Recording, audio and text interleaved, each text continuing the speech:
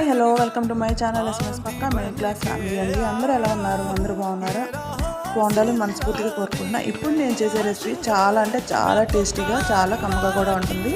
ఇది rice or chapati దేనికైనా super combination అండి. చాలా అంటే చాలా బాగుంటుంది. ఒకసారి మీరు కూడా ట్రై చేసి ఎలా ఉందో కమెంట్ పెట్టండి. దీనికి కావాల్సింది అన్ని డ్రై రోస్ట్ చేసుకోవాలండి. ఎండుమిరపకాయలు, ధనియాలు, జీలకర్ర ఇవి డ్రై రోస్ట్ చేసుకొని మిక్సీ జార్లో వేసుకొని పౌడర్ చేసుకొని పక్కన పెట్టేసుకోండి. ఇక్కడ నిమ్మకాయ సైజ్ అంతా చింతపండు తీసుకొని హాట్ వాటర్లో నానబెట్టేసుకోండి. తర్వాత ఇక్కడ ఆనియన్స్ ఉన్నాయి కదా, ఆనియన్స్ని చాప్ చేసుకోవాలి. ఆనియన్స్, ఒక ఇంచు అల్లం, పసుపు, వెల్లుల్లిపాయలు కచ్చాపచ్చిగా మిక్సీలో వేసేసుకోండి.